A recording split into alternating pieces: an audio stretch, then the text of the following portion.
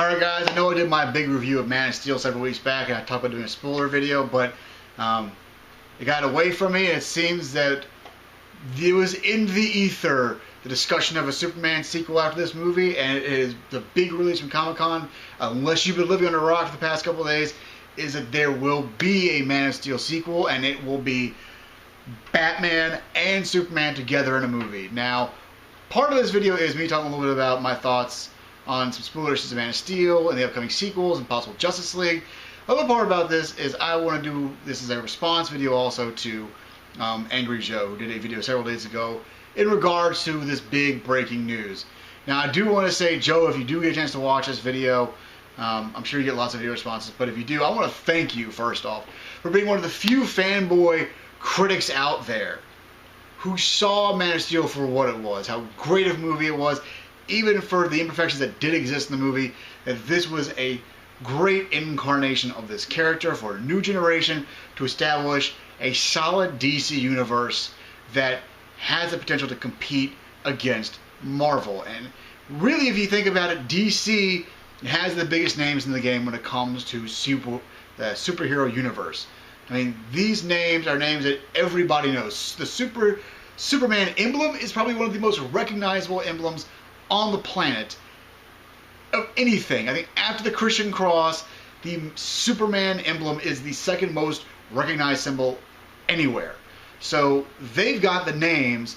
They've just got to be able to run with the talent, have faith in their talent, have good writers and directors and producers who can have the right vision to bring this into reality. And I think that they can do real great things. I think Man of Steel really laid the groundwork for that. So, Joe, I want to thank you for being one of the few people out there who got it. Because, you know, that guy with the glasses website, almost on the whole, a lot of the reviewers there panned this movie, did not like it, and I don't think they got it. And you got it. I want to thank you for restoring my faith in the fanboy critics out there.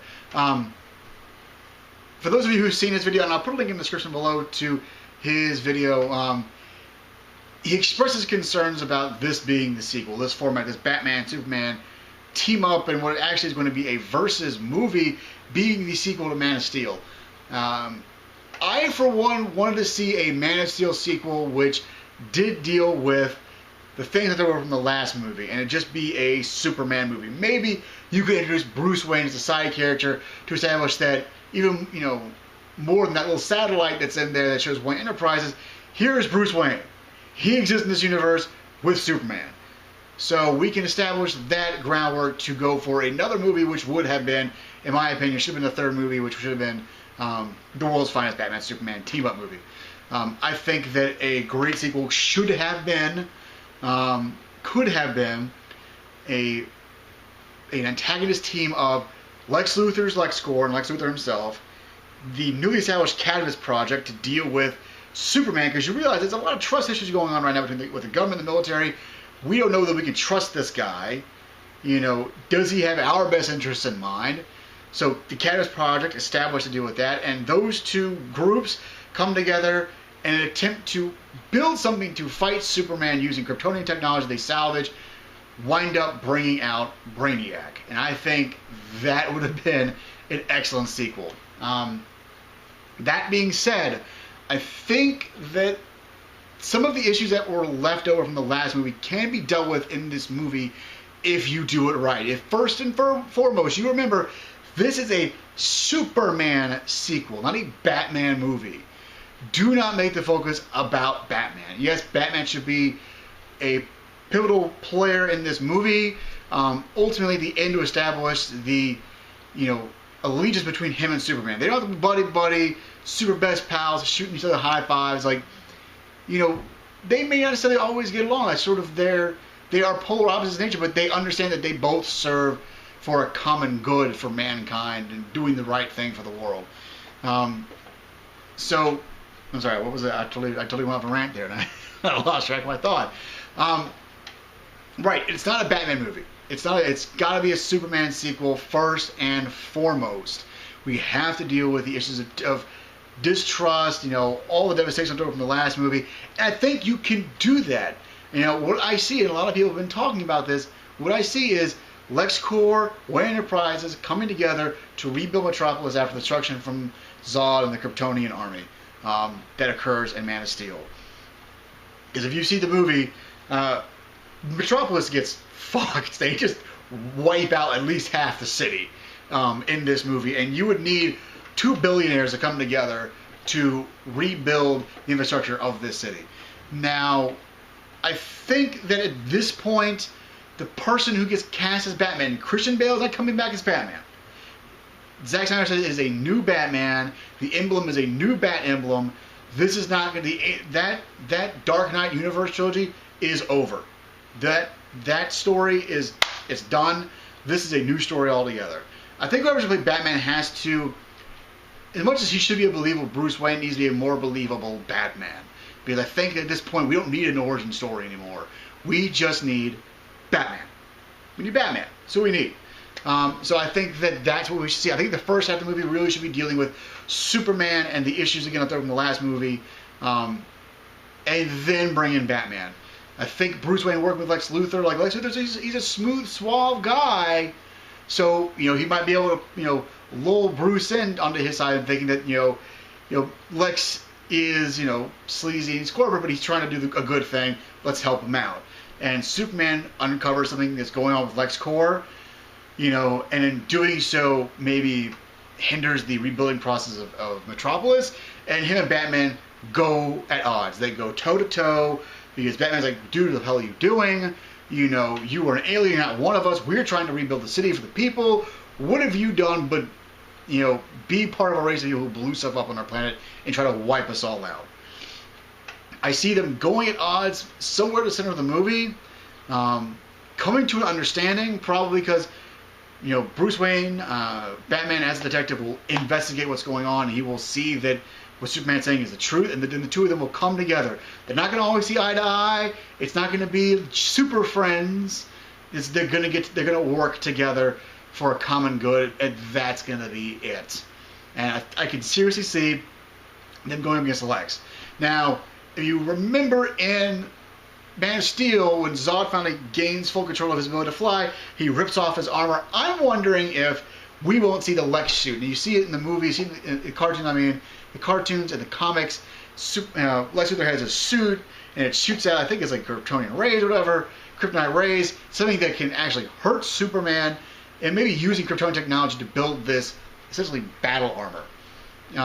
The question really is, if we're using Frank Miller's theme of them two fighting each other, how does Batman fight Superman? As many people have been pointing out, and I will be another one to do so, Superman beats Batman every single time. I know that it's very popular to love Batman because he's dark and gritty and mysterious, and we like that sort of almost anti-hero feel of him, but Superman is Superman. He's a god. He is invulnerable. He has died and come back from the grave to fight the never-ending battle. So how does he, how could Batman stand up against Superman? And a lot of people throwing around kryptonite. Throwing kryptonite. Batman's always got kryptonite around just in case something happens to Superman. I would almost say I don't want to see kryptonite in this movie. And let me explain something. If you have not, get a chance to pick up the copy of Red Sun. It is a DC publication based on the premise of what happens if Kal-El's ship, when he is an infant, instead of crashing in Kansas, crashes in Soviet Russia. And Superman becomes the champion of Marxism, Stalinism, communism, the Warsaw Pact, that whole thing. And this is a spoiler, so you want to fast forward if you haven't read it or you want to wait to find out. But I will say this. Batman is in the Red Sun. It is a Russian Batman, essentially.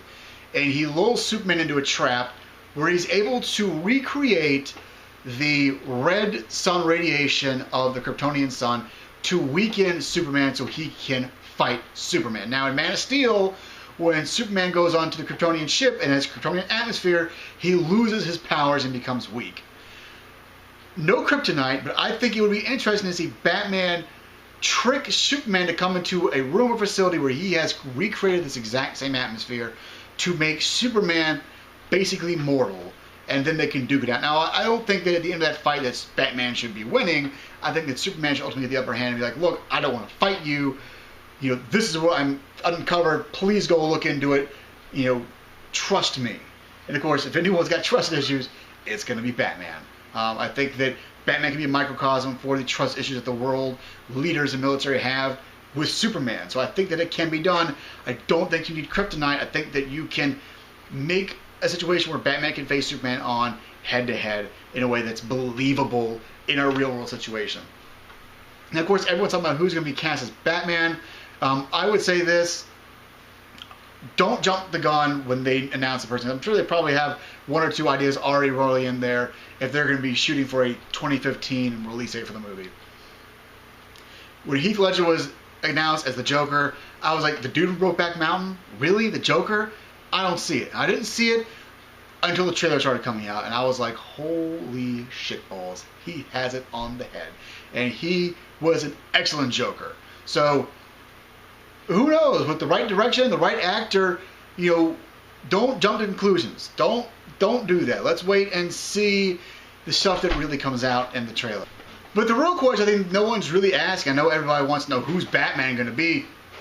If we're going to bring Lex into this movie, who's Lex going to be? I mean, everyone can just think you just find a bald-headed guy and make him Lex Luthor. But, you know, I think that we really need to look at the actors who could potentially play someone who is a slick businessman who, I mean, he's greasy, but you kind of want to trust him, you know, but you know that something ain't right about this. I mean, this is a guy he's one of the smartest men on the planet, and he's out for himself. And the thing that he hates about Superman is, you know, he can buy off, he can blackmail, he can grease any politician, any of his competitors in the business world, lawmakers, anybody, but Superman is one of those, is a being that he cannot beat on any traditional level that he knows as a human being. So Superman's a threat to him because Superman's not someone he can buy off. Superman's someone with, you know, moral fiber and character. So here, this is why Superman is, you know, in the business world incarnation of Lex Luthor, because Lex Luthor has had many incarnations throughout the history of the comic. The business world Lex Luthor, this is his problem with Superman. That is the one man who can stand up to him, who can stand up to the things that he wants to do to gain power and control. So I guess the big question for you guys, who would you like to come in and see Batman be played by, and who would you like to see play Lex Luthor if Lex Luthor is going to be in the next movie, which I have to say, I have to believe they're going to bring Lex Luthor in this movie. How else do you build Metropolis? When you have a billionaire living in your backyard, you have to bring in Lex Luthor. So that's my thoughts. As far as a Batman vs. Superman movie, it's too early to tell. I mean, all we have now is a quote from a comic book, which I don't know that we're going to base it solely on that Frank Miller publication, and an emblem. That's all we have. We don't have trailers. We don't have stills from the sets. We don't have anything. So I would put all concerns and reservations aside for now until we start seeing stuff come out, and then maybe we can say, okay, this looks good. Okay, maybe this is going to be all right, or maybe it's not going to be all right. All I can say is this. Warner Brothers in DC, if you fuck this up, your stuff will never be able to make it back to the big screen, you know, until my kids are in college, and my kids are 4. Like, there is no way you can come back from destroying a Batman Superman movie. Now, that being said, I think Man of Steel set the ground really well. I think it could be done. I think if they keep following this formula and they're smart about it, it will be excellent. And I'm really, really excited for this, because I'm excited for, of course, the ultimate goal, which is Justice League, a Justice League movie. The rumor is Flash is the next big piece of DC character to be put out there. And you have 2 different Flashes to pick from. Green Lantern, I think they're going to have to reboot Green Lantern, whether or not Ryan Reynolds comes back as that, you know, as Hal Jordan is still up for questioning. Wonder Woman, will she get her own movie? How do you do that right? I think that with Wonder Woman, we have to remember that she is first and foremost a warrior. So before you go for someone who looks drop dead gorgeous wearing almost nothing, that woman needs to have the look that you could believe that she could beat the ever-living shit out of you. Because that's who she is. She is basically Xena. And no invisible airplane, please God. No invincible airplane. But yeah, I think, you got Superman, Batman. If this comes out well, you got the two characters, two of the three main, because Wonder Woman I think is really the main Triforce of Justice League. Then you Flash, Green Lantern. So those are your main five, I think, for Justice League movie. Now, do you include Martian Manhunter? Do you include Aquaman? You have a Green Arrow television series which is doing relatively well. So do you include Green Arrow in a Justice League movie? Cyborg. I mean, there's a bunch of other characters you can include in Justice League movie. I think those five you have to have for it to be a believable unit of the core members of Justice League. So yeah, that's all I really have to say about this. My big thing is reserve your judgment of this mashup, this versus movie, which apparently it's going to be, until we start seeing some real stuff come out into production. Joe, that's what I would say to you. I would just be patient and let's wait and see what comes out. And then if it looks like it's going to be, not executed well, then we'll get angry about it. But until then, let's just wait. Let's take a deep breath and wait and see what's going to happen. I guess they have not put out Batman or Lex Luthor yet, who they're casting, so patience. Patience, my friend. So that's all I've got, guys. If you've seen Man of Steel, please let me know in the comments below what you thought about the movie.